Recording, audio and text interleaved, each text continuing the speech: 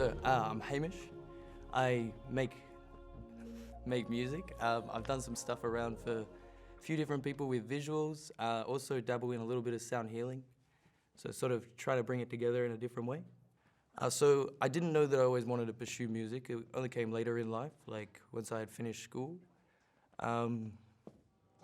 Yeah, sort of evolution from guitar in my younger years and then realizing I wanted to be able to make things to share with the world.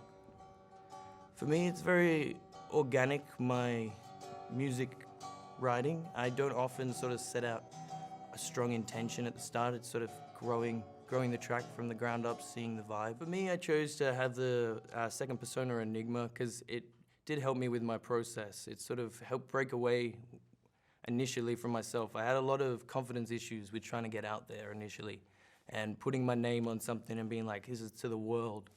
But it sort of, yeah, I guess helped me break that barrier originally.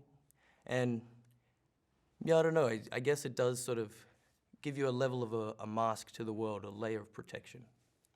I wouldn't say I have a favorite streaming platform. If I'm to speak for the artists, I'd say Tidal pays the best.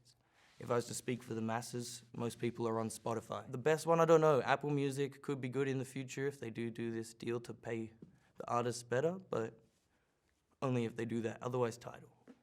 So when I was 14, I started playing the guitar. It gave me a basic understanding of music. I don't think it's an essential thing for a musician to have that like instrument hand-on experience before you really get into electronic production. Like, if I'm being honest, like most of my guitar, I'll end up editing so much that I probably could have used a sample and got to the same point.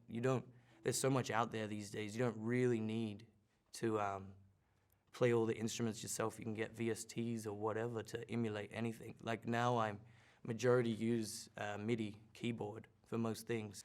So yeah, I've done some work with projection mapping. I found the people I've worked with has complemented well as they've had an alternative approach, and my music having an alternative feel, it does complement well. The work I did with Vivid for What Lies Beneath 2023, it does have a lot of significance to me.